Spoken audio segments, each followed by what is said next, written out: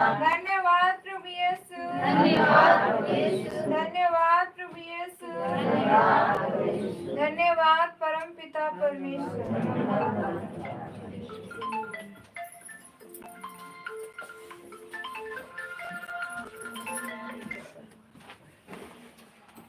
Hallelujah, hallelujah, hallelujah, hallelujah, hallelujah. धन्यवाद प्रभु यीशु, धन्यवाद प्रभु यीशु, धन्यवाद परम पिता परमेश्वर।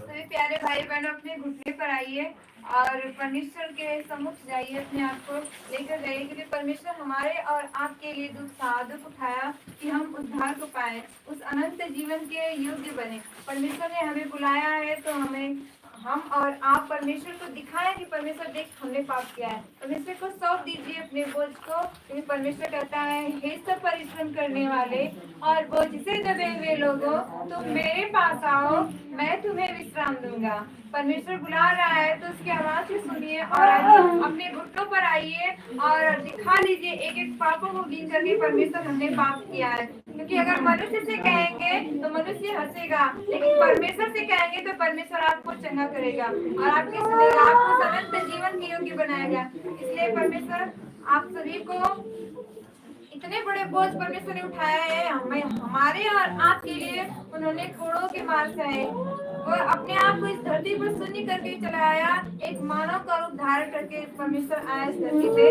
हमारे और आपके लिए। वह लोगों ने उसे तुच्छ जाना, लोग उसे हे दृष्टि से देखते थे, उसकी निंदा करते थे।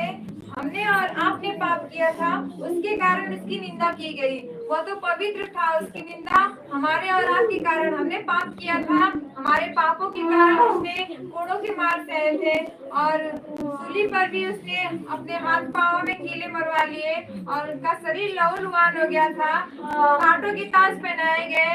उन्होंने हमारे और आपके लिए कलोरी के क्रूस पे लहू बहाया, जिससे आज हम सब छुटकारा पाते हैं। यीशु का ये लहू हमें सारे पापों से शुद्ध करता है। इसलिए प्यारे भाइयों बहनों अपने उस बोझ को परमेश्वर को सौंप दीजिए ताकि वह आप सबको विश्राम दे। इसलिए परमेश्वर के उस दर्द को याद कीजिए और अपने गुनाहों को उसे दिखा दीजिए। परमेश्वर देख ले हमारे पाप इतने बड़े हैं, हम तो परमेश्वर के सामने किसी लिए कुछ भी नहीं है। परमेश्वर हमारे और आपके कारण अपने लिए इतना दुख उठाया, यहाँ तक उसने 3 दिन तक कब्र में अपने आप को दफना दिया, फिर वह जिंदा हो गया। जीवित होकर के हम और आप परमेश्वर को नहीं जानते, लेकिन जो जानते हम और आप परमेश्वर को जान पाते हैं तो परमेश्वर को देख पाते हैं। परमेश्वर हमारे और आपके बीच में रहता है, वह हमेशा हमारी रखवाली करता है। वह यहोवा परमेश्वर है। इसलिए अपने पापों को परमेश्वर को दिखा दीजिए, सौंप दीजिए, उस बोझ को डाल दीजिए जो हम लेकर आए हैं।